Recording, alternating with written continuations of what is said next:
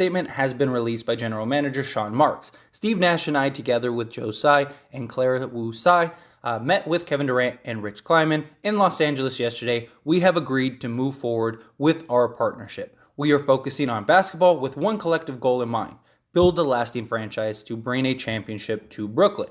So the Brooklyn Nets finally were able to get Kevin Durant to cave and decide to stay. Now the big question is, how long? What was the conversation like?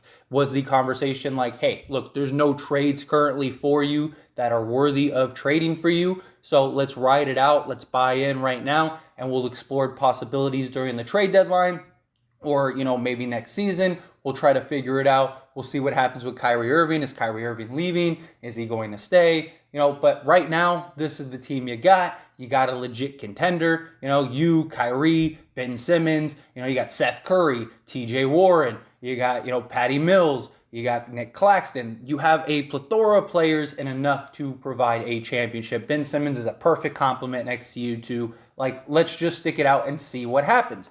Obviously, Kevin Durant wanted Steve Nash and Sean Marks fired. Looks like they were able to reconcile for now. There's still a lot of questions that come up with Kevin Durant and what is going to happen. Not just that, every little thing is going to be under a microscope. At any point, if there's some drama or they have a bad patch that all teams end up having, where they have that 6-game skid or something, and that's going to just be amplified tenfold because of all the drama that happened with the Nets this offseason. And it's very likely that that could continue at some other point, come trade deadline, come, at the end of next season. I think the Brooklyn Nets have one shot here to try to win an NBA championship. If they don't win an NBA championship, or if they are eliminated in the first round or the second round or something, I think we're right back at the position we were in last season or this season, next season. And I think it's going to still be a disaster. But, of course, this brings the question, what about Kyrie Irving? What is going on with Kyrie Irving? Is Kyrie Irving staying? Is he going? Now, this just skyrocketed the odds of Kyrie Irving staying with the Brooklyn Nets. The big question again comes down to, what was the conversation with Kevin Durant and the Nets organization, right? There were reports that Kevin Durant wanted Kyrie gone, that was one of the reasons. As soon as he opted in, Kevin Durant requested a trade, and the reports were, hey, he doesn't want Kyrie there. So if that's the case and they had that conversation, maybe they trade Kyrie. Also, do they have the fear that Kyrie is really going to leave? Do they think Kyrie leaves after this year? And is it better to get something back than nothing? Because look, if you're right back in this situation with Kevin Durant, say the trade deadline or next season, do you really want to have that and Kyrie? I don't know. It depends on what the Nets think. The Nets, look, they still would have Ben Simmons. They still would have Kevin Durant. They'd still have all the other guys. Ben Simmons and Joel Embiid were a contender every year. So what is Kevin Durant and Ben Simmons? Likely a contender. Plus, now at this point, if you're the Nets, you can go and get pieces rather than the draft picks. Tell the Lakers, hey, you guys have the draft picks. We don't want your picks. We want you to go get players now because we got KD locked in the rest of the season. So go do like the Indiana Pacers trade and go get us Miles Turner. Or go do the Utah Jazz trade and bring us back these 3 players, and you could have Kyrie Irving. Maybe they want to add more depth because Kevin Durant's going to miss some games. Even if they keep Kyrie, Kyrie's probably going to miss some games. So it just depends on what is going on with Kyrie. The other thing is, there's still no official report for Kyrie Irving. Now, people are going to bring up what we talked about yesterday with the Shams report, right? That report was a Kevin Durant report, and clearly Shams' source or whatever, wherever he got his information from, is wrong because he released that report yesterday, and the Nets met yesterday. So clearly things have changed. The conversations have changed. Everything has changed. So all of the reports from up until today are null and void because we don't know what that conversation with the Nets was. What did they tell Kevin Durant? What did Kevin Durant tell them? How come there's been no official report for Kyrie Irving? This is something I've said over and over again. People say the Nets is dead. The Nets haven't said anything. And, I've even had people in the comment section say, organizations don't make those kind of announcements. Well, guess what? They just did for Kevin Durant. Now, are they going to do the same thing for Kyrie Irving? Are they going to leave the door open? We'll see. I'm not saying that means Kyrie is going to be traded. I'm not saying anything. Like I said a minute ago in this video, the likelihood of Kyrie Irving staying with KD in Brooklyn just shot up tenfold, right? I mean, it's very, very, very likely now. But again, we don't know what the conversation was. Now, as far as the Lakers go, it's time to start pivoting. Unless the Lakers still believe they can get Kyrie Irving, which at this point, I think you're just kind of spinning your wheels, you're better off looking in other directions. But do the Lakers believe that Kyrie will come back next season? That's another big thing, because the next best deal is the Miles Turner and Buddy Hield. Many people believe that that deal is even better than Kyrie, and many people are probably ecstatic that Kyrie is probably staying in Brooklyn because you can now go get a Miles Turner and Buddy Hield. But the problem is that do the Lakers value that enough over Kyrie Irving? Because if they look at it as like, well, what happens at the trade deadline? What happens next season? Does Kyrie come to us next season? Especially if they don't win a championship. I mean, winning solves everything. If they are the best team in the East, they win a championship, then yeah, I think it's over. Kyrie probably gets a max contract, that, and the other. So do the Lakers now pivot to a Buddy Hield and Miles Turner trade? It's a big question. And it just comes down to, what do the Lakers believe? Now, the Lakers don't want to give up both firsts in that deal. So can they work out a deal where they get to keep one of the firsts? That's a real possibility. I don't think that Buddy Hield and Miles Turner are worth both of those first, but of course now the Pacers are going to play hardball, because the Pacers are going to say, we're the only deal on the table left.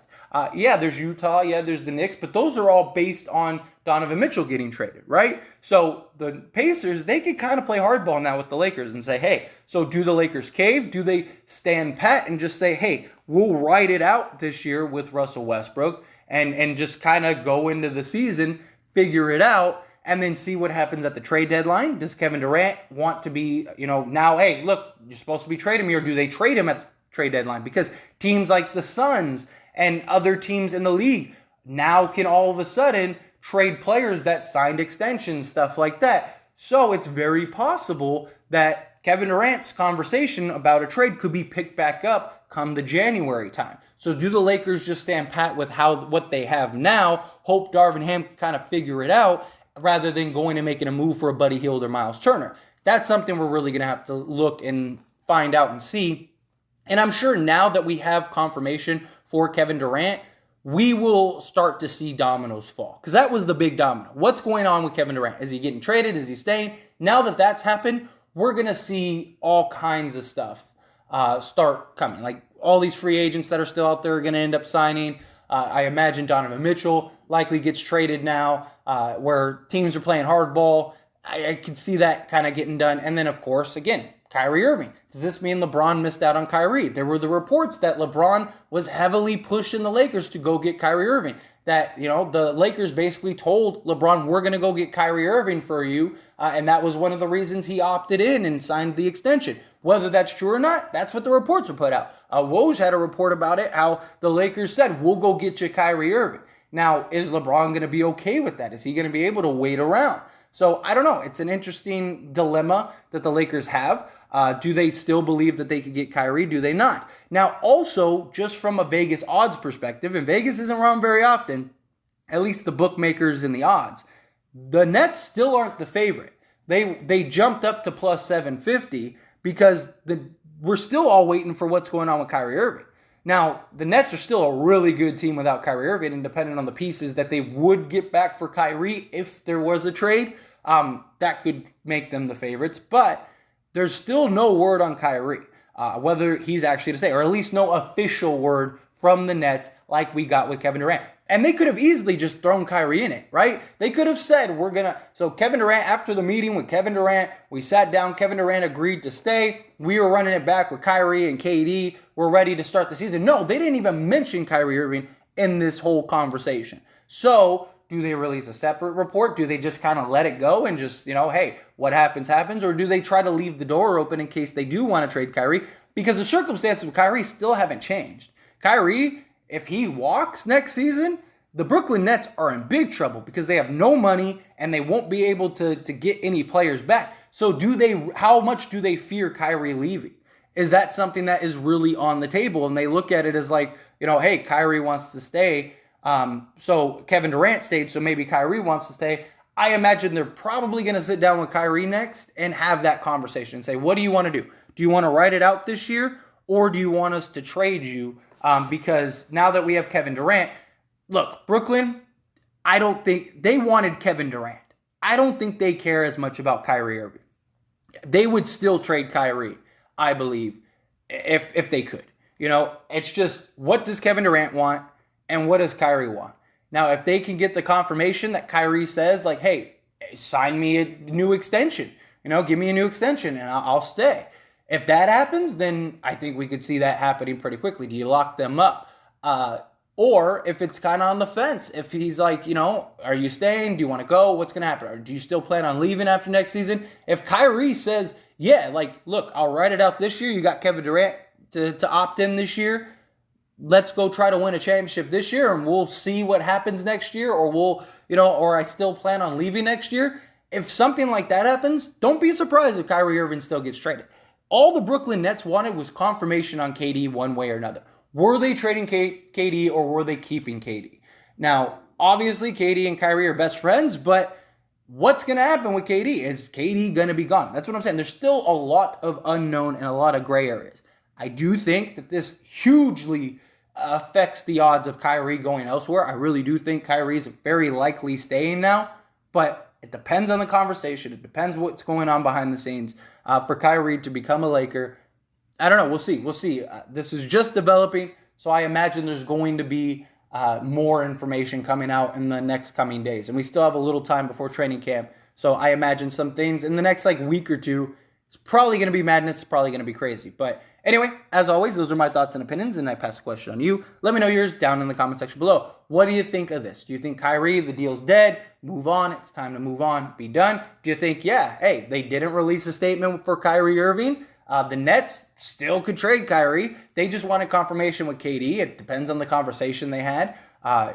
Is Kyrie willing to opt in too? And is he willing to ride beyond this year? Because if he walks after this year, you get nothing.